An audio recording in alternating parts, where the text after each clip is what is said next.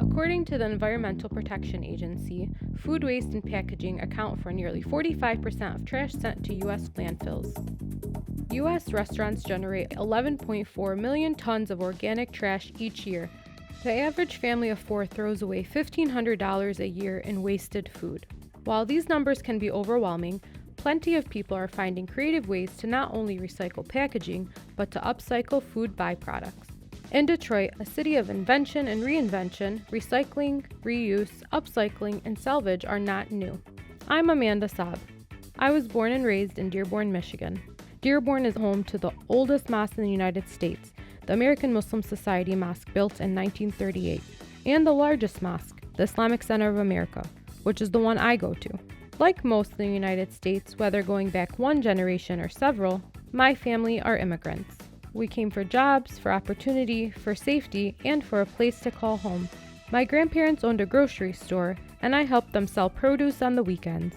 I am a baker, and I am a mother. My love for cooking grew as I baked with my mother and my grandmother. In the kitchens of my childhood and in the tradition of eating halal, food was and is sacred. I share that with my own daughter, Hannah. Why fill landfills when we can fill plates and bellies, stretch budgets, and share our abundance? With the help of my friends in the Detroit food community, I'm going to make food, not waste. Give a kid a crayon and a few pieces of paper and watch what happens. Without fail, something will emerge. Whether unidentifiable rainbow markings or tangible lines and shapes in space. For some, a blank piece of paper results in frustration and confusion. For others, that paper is one of the first moments when imagination and expression come together. Creativity is the ability to create. Creativity is being able to take existing knowledge and to see beyond what is in front of us. Creativity is how problems get solved and innovation happens. When you work with food, creativity can be both a mental and physical process that leads to transformation. During Prohibition in the 1920s, bartenders and speakeasies elevated the cocktail from a stimulating liquor composed of any kind of sugar, water, and bitters, vulgarly called a bittered sling, to a level of art which continues today. The determination and ingenuity of early entrepreneurs to grow an industry in spite of constraints, or in some cases because of restraints, is impressive. This is a win-win for non-drinkers as well because the modern mixologist also makes a mean mocktail. David Martinez is taking us inside Detroit's modern speakeasy, Willis Show Bar. An award-winning mixologist, David Martinez grew up in Flint. Starting early in the service industry at 14, David has since honed his craft at some of the most intriguing bars around Michigan. Brimming with cocktail ideas, David literally wears his creativity on his sleeve. Let's pick David's brain and check out what he's creating. Hey, this place looks great. Thank you so much. It's even better on the inside. You want to check it out? I'd love to. All right, right this way. After you. Thank you. Of course.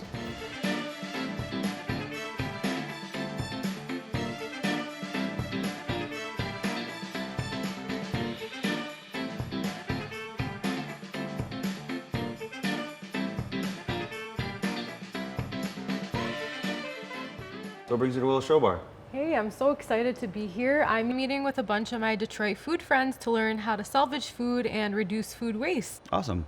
Could you tell me about the Willis Show Bar? Yeah, of course. It was originally Willis Bar and Grill in the late 40s, mid to late 40s. They decided they were going to change it to Willis Show Bar. So they closed down, added in the 1920s art modern ceiling and kind of changed out the layout a little bit. And then reopened in 49. It was open from 49 to 78. In between there, it changed hands about the same time that Cass Quarter kind of fell to the wayside. And then it closed in 78 for drugs and prostitution. I love the exterior of the building. Is it original? It's all original for the most part. We have the oxblood tiles, the glass tile windows. We did change the door, of course, to kind of keep with modern safety, as well as the neon had to be replaced because it didn't survive over the time. And then the mural that was there is basically in the same spot, but it's a new rendition that fits us, and it was actually painted to be time-centric. That's really cool. I love that you kind of keep everything with the era and Yeah. just keep up that vibe. I know you've spent a lot of time kind of in the speakeasy part of the nightlife scene. Can you tell me how you kind of like draw inspiration from the different environments that you work in? As far as like bartenders and when we're somewhat influenced by the space that we're in, but typically it's more of creating that experience for the guests. So everything from the way that you walk into the lights to everything is for the guest experience. And as far as the cocktails, we tend to do the research, find old classics, especially here at Willis, we find old classics, and then take that recipe and tweak it for more of the modern palate. I love that. Do you also kind of draw inspiration from like your upbringing and family? Not myself so much. I've moved a lot, so there wasn't ever a lot of the same food and stuff like that. Like I had name brand stuff on one side. On the other side, I had government cheese and powdered milk and all the things. Like it was both sides. I got just a little bit of nice, a little bit of bad, but it was always great, but there wasn't anything specific. So I tend to pull more from my surroundings. So like right now I live in Southwest. I also have the Spanish or Mexican background. So I try to pull from that, but it doesn't fit everything. So I use it when I can. Do you have a favorite food memory? Yeah, we had a crabapple tree at my grandmother's house. And so we would pick them all up so that way they weren't, rotting on the ground. Didn't really eat them because there was not too much you can do with them, plus worms and all the fun stuff. So we would put them in buckets, and when the buckets were full, we'd take them over to by our house. We had a local deer park, and we'd feed the deer. That's wonderful. I also have a childhood memory of being in my grandparents' grocery store, and whenever apples or carrots didn't sell and were about to go bad, we'd actually take them in and feed the deer. And I think it brings up an important point that like you don't always have to just make something or feed people. You can feed animals. So can you tell me how you guys kind of reduce waste here? A lot of that is we don't actually make syrups in-house. We do raw sugar, and then it's typically using fresh produce if we're going to do that. But of course, we try to keep it as fresh as absolutely possible for the best guest experience. We concentrate a little bit more on recycling. So there used to be a recycle pickup, and now that's kind of gone to the wayside as it became very expensive. So what we started doing was I'd pack up my car once a week and take it over to the recycling center. That's amazing that you do that. Yeah, I love that. thank you. So we've been talking about like your award-winning cocktails. I'd love if you'd be able to make me a mocktail. Yeah, of course. Let's get started. Awesome. Let's do it. Yep. One of my favorite drinks is a New York Sour. So this drink is going to be a takeoff of that, and it's called a Riff of Two Cities. Wonderful. Tell me what you got going on. So we're going to be using Northern Aquavit, which is made right here in Michigan. It was in Detroit, but is now being made out of Chelsea. Organic spirit base. This actually comes from the Midwest. And everything else in here is typically going to be as close to organic as we possibly can get. So the Staghorn sumac that we use in here is sourced locally from Michigan, as well as clementines that come from California once a year. And the owner and master distiller actually hand peel, dry, and then eventually gets put into the spirit. So we're going to start off with 2 ounces of that.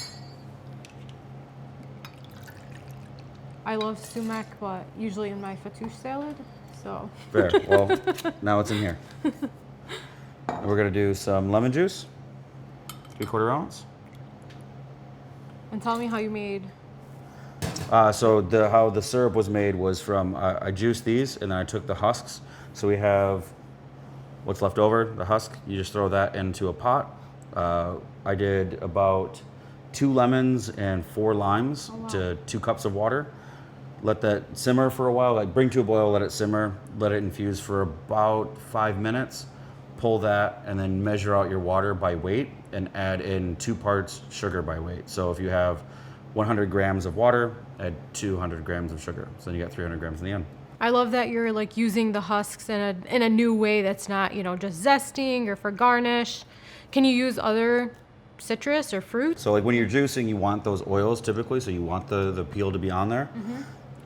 And so because you're pulling in extra flavor, it makes it a lot more aromatic. So if you already peel ahead of time, you could use it as garnish or other things, or like on a salad or whatever. Right. But if you have the whole fruit, then you can throw that in, kind of create a citrus stock, if you will, and then add sugar to make it into a syrup. I love that. I love that you're using like the fruit twice basically for its juice, and then also making the syrup out of it. So then we're just going to add ice.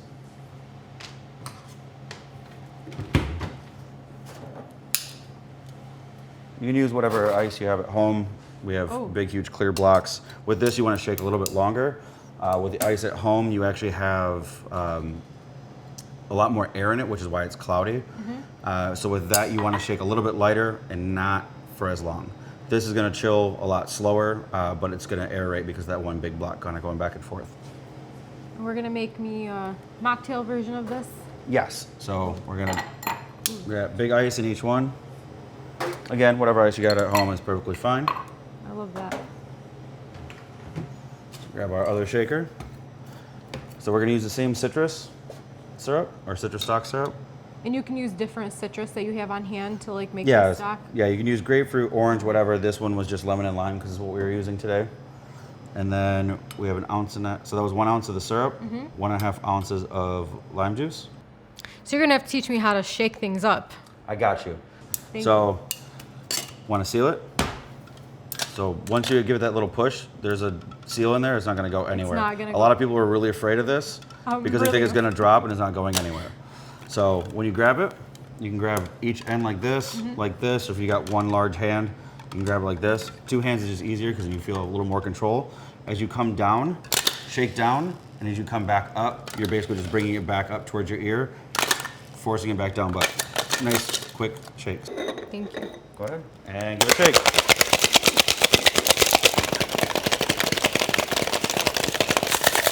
Almost there.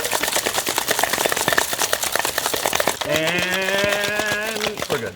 So you got all that frost. It's nice and cool. Your hands are cold, freezing. Yes. Snap it out. Get these out of the way. Thank you. Then you're gonna want a strainer. Okay. Put that in one hand, this one in the other. Oh. You're gonna put, yep, straight through, so you're getting rid of the ice chunks.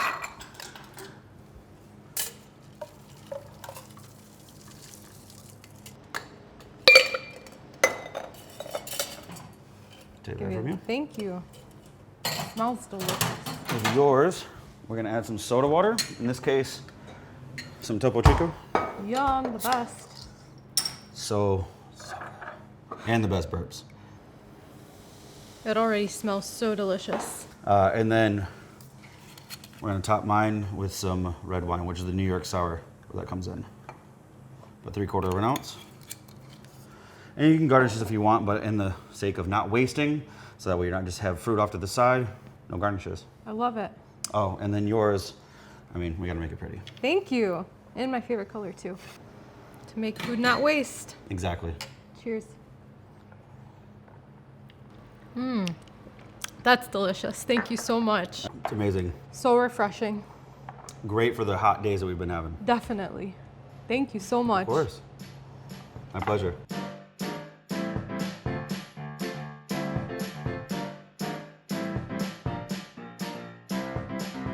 In the first part of our show, we talked to David Martinez of Willis Show Bar. Detroit bars have something in common: no windows.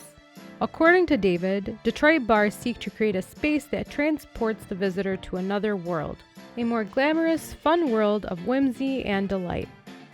One Detroit mixologist known for her ability to imagine a world and bring it to life is Raven Love. Raven Love has made a name for herself with engaging pop-ups, inspired by everything from her favorite book, Alice in Wonderland, to Star Trek's Lieutenant Uhura. Raven is also one of the founders of Double Strain Collective. Today, Raven is mixing it up at Nick Britsky's space, Nick Drinks. We're going to check out what she's making and find out more about the Double Strain Collective.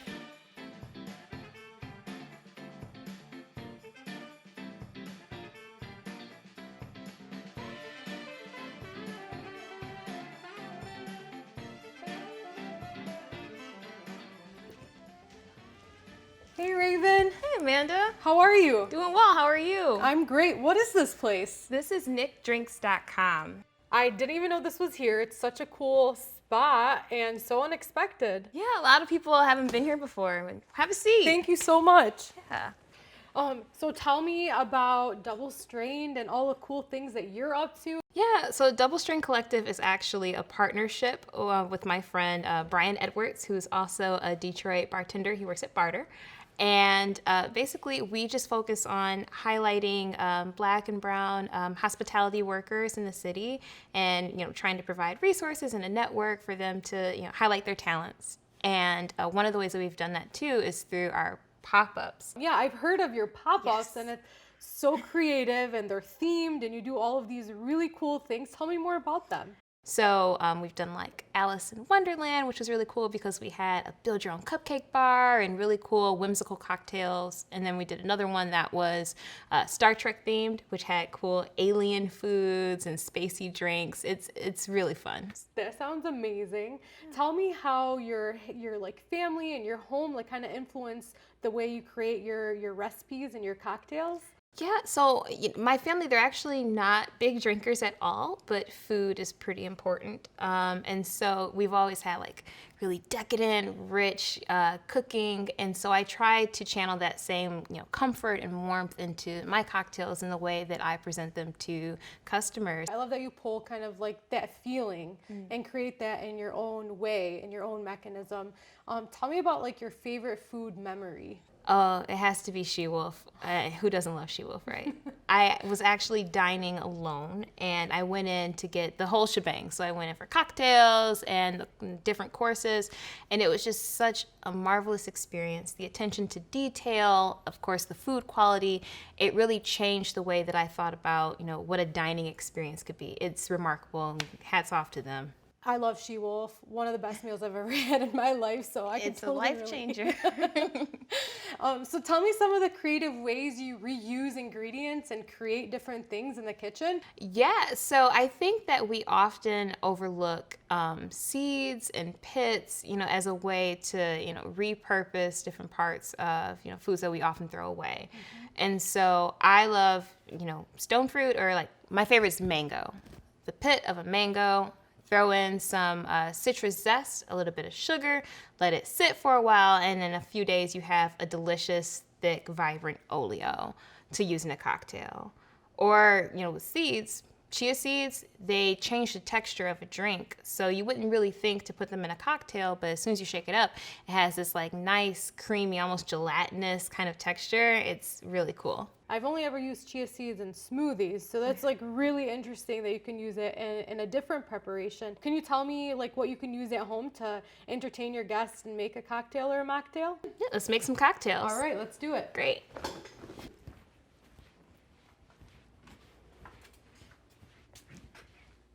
So tell me what you got here. Okay, so we have lots of fun goodies here to play with today. Yeah. So what we're doing is kind of like a spin on a classic sour. Okay. We're using Wayward Spirit, which is a brand new spirit brand coming out of Portland, Oregon. Wow. It's made from the billions of pounds of whey that go to waste every single year. We have a sage syrup, aquafaba, which is your chickpea liquid. I've never had aquafaba in anything but vegan baked goods, so I'm really curious and excited to try it in this new way. And then we also have fresh lemon juice. And for your cocktail, in place of the spirit, we did a honey and sage reduction. That's wonderful. And I love that the liquor that you're using for this is also a second use of a product that's normally discarded. Yeah, it's a pretty cool company. The spirit itself, it has kind of like a velvety, vanilla, spiced pear aroma. It's very good. And you can sip it neat on a block, or it's very versatile also in cocktails. My favorite thing about it is that it's also woman-owned and distilled, which is pretty cool. So shall we walk through the process? Oh, we're going to start with 2 ounces of our Wayward Spirit. We're also going to do a ½ ounce of aquafaba. So a little bit goes a long way. I think that as soon as people hear chickpea, it kind of scares them away. But honestly, as soon as you shake it, you don't even taste the chickpea anymore. And it's really great as an egg white replacement. Gives it a nice foamy, frothy texture. Interesting. I'm really excited to try that. Yeah, and then we have 3/4 of an ounce of sage syrup. Ooh. And we're also going to do 3/4 of an ounce of fresh lemon juice. Wonderful. Yeah. And then for your cocktail, we're going to do something pretty similar. Mm-hmm. So we're going to do 3/4 of an ounce of lemon juice. We're going to do our ½ ounce of aquafaba. So if you're like hosting friends over, you made some hummus, you have some chickpea water left over, you can make them a nice drink to go with dinner. Yes, waste nothing, use it all. And then lastly, we're going to do about 2¼ ounce of the honey and sage reduction. I'm very excited. Awesome. So,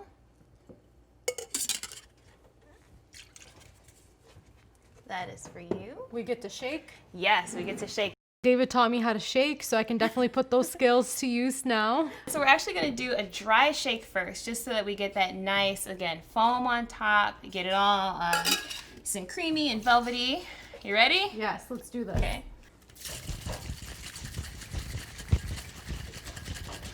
Got some rhythm in your shake. I love it. If you're not dancing, it doesn't count. And you can feel it starting to thicken up, right? You really do.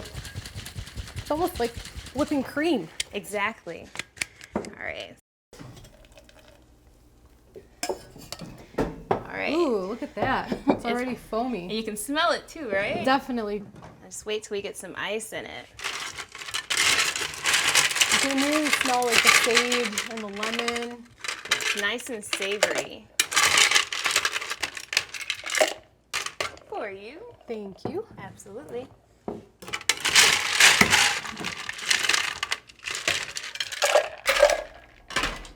Okay, nice and secure. You don't want any casualties. Ready? All right. And go.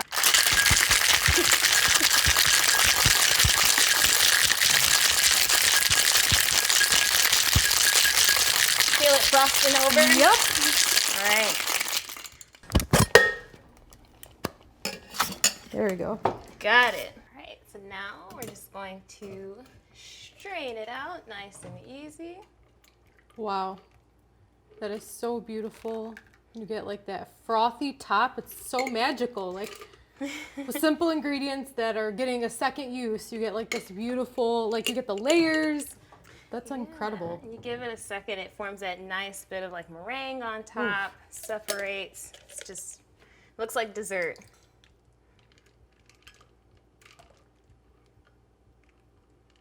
Beautiful. All right, and then just to keep it extra, a little one of these guys on top. I don't know if Gorgeous. you want one for... Yes, I'd love it.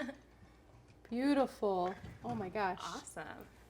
Shall we? I think we shall. To food not waste? Food not waste. Cheers. Cheers. That is delicious. I love how creamy the aquafaba makes it. The sage gives it like such a nice earthy, rich, deep undertone. This is incredible. It's almost like dessert in a glass. I'm glad you like it. As soon as you shake it, that chickpea flavor just flies out the window. And what's the name of this drink? This is the key and lock. So basically, I think of it as, using sustainable products like Wayward Spirit, like using aquafaba is the key to unlocking, a more sustainable earth. So there we go. That's amazing. Yeah. Wasn't expecting that, but that's a beautiful name for... Got dark for a second. And I know you do all of these, salvaging food and reusing ingredients in different ways in your business. What are some ways that you're doing it in your own life? It all starts with how I shop. So I live by myself. I try to do very small grocery runs just because I don't want to take more than what I need. I can plan out my meals accordingly throughout the week. I can save money that way. And anything that might be left over at the end, it's a stir fry now and have a good meal. I love that. And why do you think it's important to take these extra steps and do all of this? Honestly, I take comfort in creating something new that brings, people joy and that inspires folks to try new things, to do something different. And this allows me to do that, so. Thank you so much for sharing this drink with me. I can't wait to make it and to use pits and syrups and aquafaba and drinks. This is so amazing. Thank you so much, Raven. I'm glad you like it. As David and Raven have shown us, with a little sugar and some staples we already have at home, we can transform ingredients we might have overlooked or thrown away, like rinds, pits, and chickpea juice or aquafaba. We all have surprising ways of preventing food waste built into our cultural history. As consumers, we can choose products such as Wayward Spirit that incorporate upcycling and waste reduction in their process. With fresh takes on old classics, we experience something anew and expand our palate. Modern mixology is both transformation of what a cocktail can be and transportation to another era, another place, or even another world. Until next time, make food, not waste.